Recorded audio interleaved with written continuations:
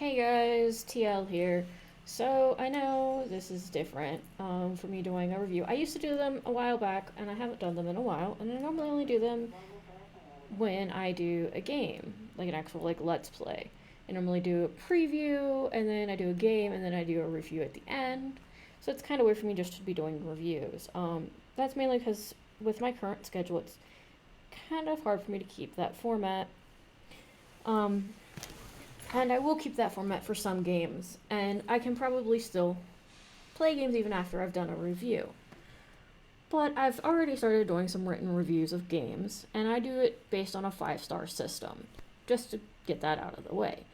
So I thought I'd just do video reviews on some games I've already done the written reviews on, and in the description below you can find my my written review website. And I'm also going to link back and forth between both websites, so that way people can, decide which format they like. And of course, supporting me is always helpful. And of course, please subscribe, like, comment, and you can support me in any of the normal ways via PayPal, Subscribestar, or Patreon. I don't have a player account yet. If those of you are wondering if I will get one, probably just haven't got one yet. But for the time being, I do not have one. When I do get one, I will probably update all of my videos to have that link as well. But the first game I reviewed in my written reviews was Final Fantasy XIV, so I figured I'd do that in a video review as well.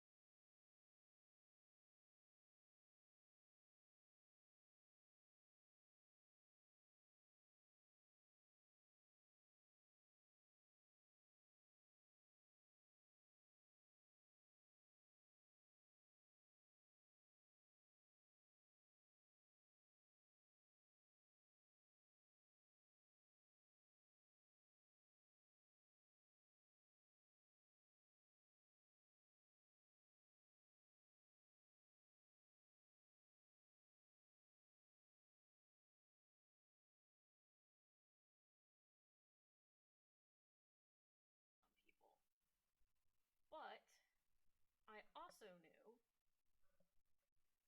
Oh no. Hold on.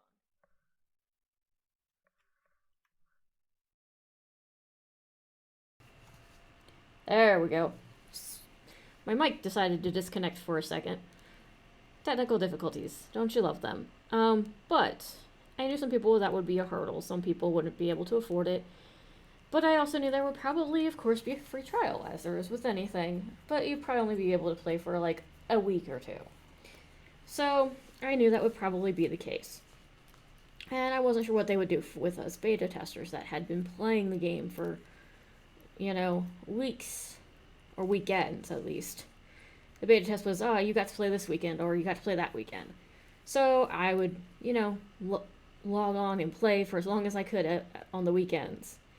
And it was great. It was wonderful. And I pre-ordered it and got the pre-order bundle because I paid the extra money for it, and it was great. It was wonderful. And I loved it.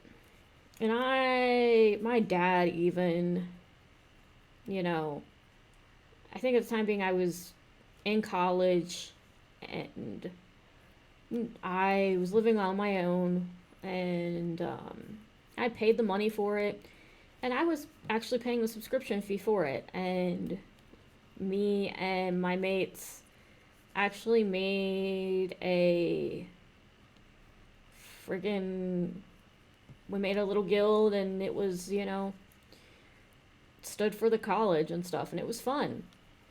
And it definitely, its competitor against WoW was well deserved. So that was my initial thoughts. It was good. It was a good representative of Final Fantasy.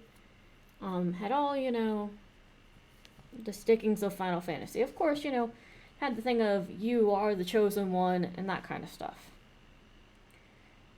But of course, you get into the character customization, and it's got, Now, it didn't have all of these races in the beginning. It only had down to the Rogandan. And the Rogandan were actually originally male only in the beta. They were only male only. They were not, you couldn't be a female. So I'm glad they actually changed that, and you could end up being a female. Because I was like, oh, this is a big beefy race. It'd be really cool if you could be a female one. And originally you could only be males. So I was really glad that you could be male and female. But now, of course, they have, they've come out with the dragon race. They've come out with the bunny race. So, they've come out with different races now. And that's very cool. The character customization is really, really in-depth for this game. It's really nice. And, you'll go through the character customization. You'll pick, your race, your gender. You'll pick a bunch of stuff and fully customize your character to be however you want them to look. And that's wonderful. That's great. Wonderful points on that. And then, now you can't pick these classes at the beginning, but these are all the classes in the game. In the beginning, you can only pick pugilist, conjurer, which is essentially your white mage, something akin to your black mage, your fighter. You can pick very basic classes, your gladiator, for instance. You can only pick your very basic of basic classes. And then as you level them up and try out different classes, then you can get high enough to where you got to get to level 30 in your main class, and then normally like level 15 in another class. Then you can become like a summoner or a scholar or a red mage or a gunner. There's a ninja class. There's a bard class. So there's a bunch of classes, but you have to put actual work into it. There are also jobs like the woodcutter, the miner, the weaver, and that kind of stuff, where you can make your own stuff and you don't have to rely on buying stuff or what you get from quests and so forth. So that's really nice, and it's really easy to switch classes because it's just based on whatever weapon you have in your main hand. So you can literally go get every weapon for every class and only have one character because they can just be every class. So that's super nice, super convenient to do, in my opinion. Or you can be like some people who really enjoy the RP and prefer to just have one class per character and really hone in on the RP, and that is your character. That's their class. They only are a mage, or they only are a ranger, or they only are a warrior. And that's fine too. It's really easy to do that. If you want to be part of a free company, which is a guild, it's really easy to do. You can easily find one. It's pretty easy to make one too. You only need, I think, 3 or 5 members to make one. So that's really easy. The housing system, on the other hand, it leaves something to be desired because housing is super expensive. Last time I checked, it was still super expensive. Good luck getting a house unless you have a free company and you guys can all, put money into having a house. It's ridiculously expensive. It would be nice to have a house because you can get stuff to decorate your house and make it look nice and pretty and beautiful. But a lot of times it's not worth the money. And it's really easy, while it's really easy to get money in 14, it's like houses are 10 to 20 times worth the money you get. So it's not worth it. Teleporting around the world is really easy. You essentially just go over to the Aether Stone, touch it, make sure you've attuned to it, and you can teleport there for a little bit of gold. So it, like, that's literally what you use the majority of your gold for anyways. It's just, I don't feel like walking, I don't feel like riding my mount. Mount's really not that hard to get. So I'm just going to teleport. Especially if you're, like, I'm a veteran tier because I've paid for so long, so I have a lot of mounts. I don't use them, honestly, unless it's a place I haven't been in the world. I don't use a mount. I will teleport. I'll pay the couple hundred gold and just teleport because I have like 38,000. Yeah, I have 38,000 gold. And I'll just teleport because it's easier than using a mount to run anywhere. I'll just teleport, and I'll teleport around the city too because it's literally easier. It's really easy to do quests. It's really easy to do track quests. But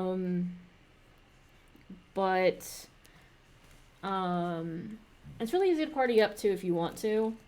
You can use the party finder to do that.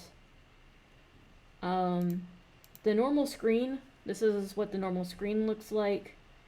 So in this picture you can see on the right side there's all your quests.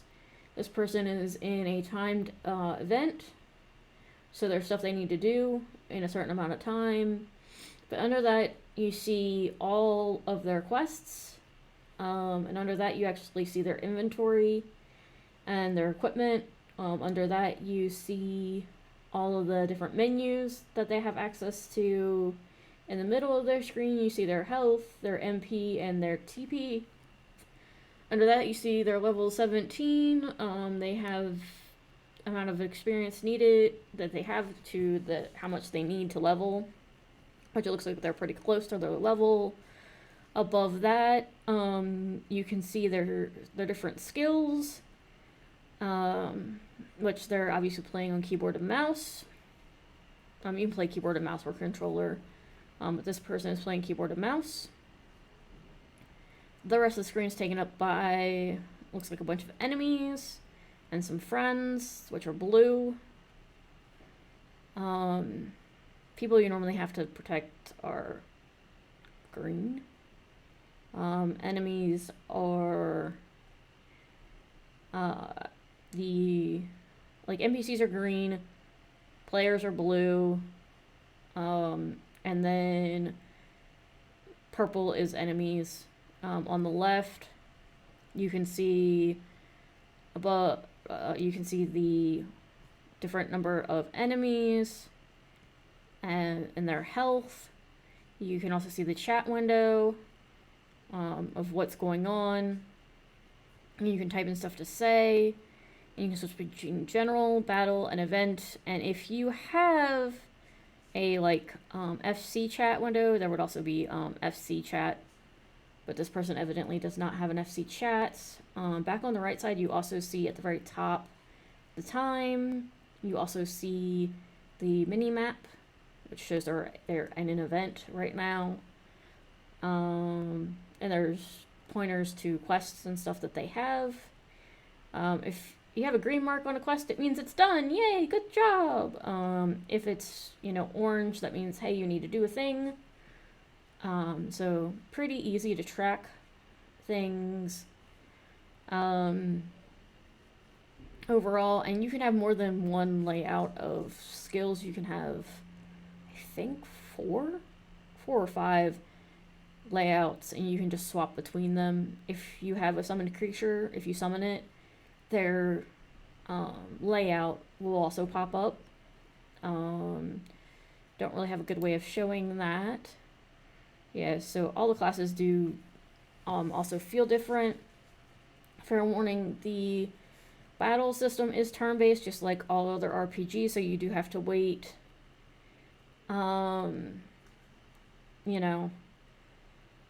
for, like, if you, and what I mean by turn-based is you'll attack, and then the enemy will attack, and then you'll attack, and then the enemy will attack.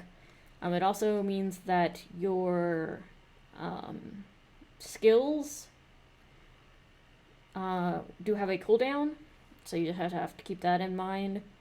It'll say skill not ready yet, skill not ready yet, and that means your skills are cooling down, which means they're grayed out and they're, you know, they have to get ready.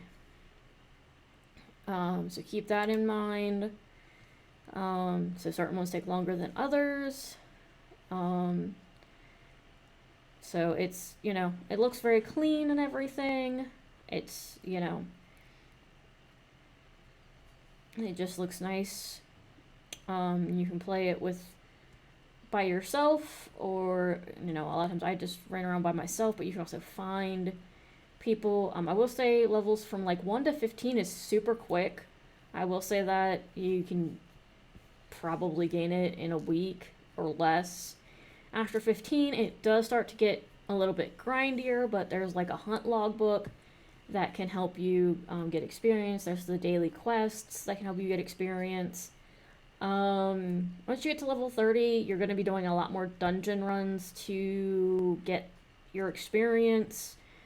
Because that's really how you're going to get your experience, your dungeon runs, the main quest line, that kind of stuff.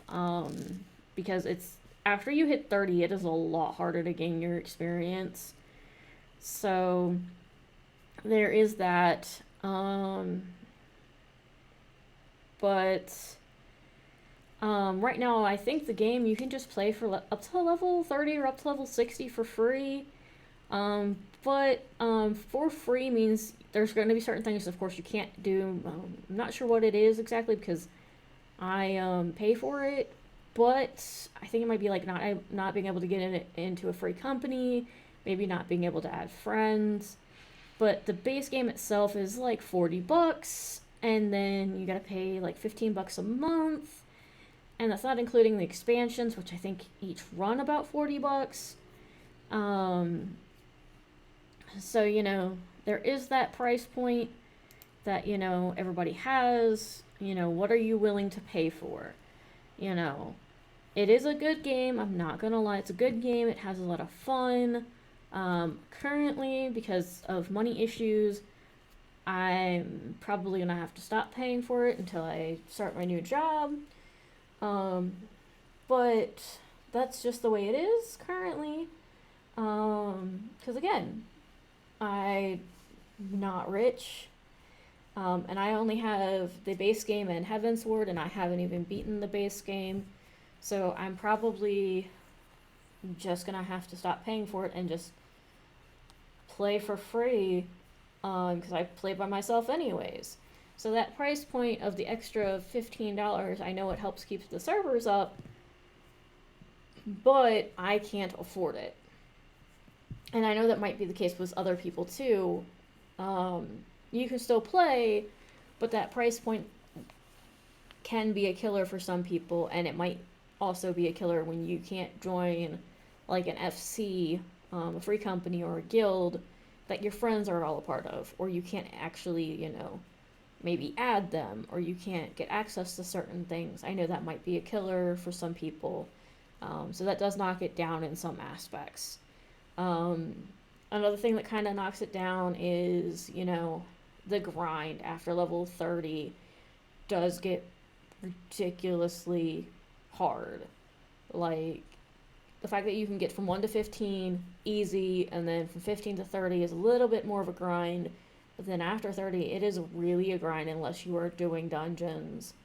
It is kind of ridiculous. It kind of makes you go, you know, do I really want to put a ton of hours into this game when I can play something else that doesn't cost me $15 a month, and I don't have to grind like crazy and just mainly do dungeon runs. It kind of sucks. So, you know, there is that factor too, unfortunately, for this game. Like, it's beautiful, it's Final Fantasy. If you love those aspects, I say totally play it for free up to level 60. and if you can afford it, pay the extra money. That's great. But, you know, if you're noticing that I'm not putting as much hours into this, I don't have the money for it, then don't, you know. It's one of those things. So, closing out, I would say that for me,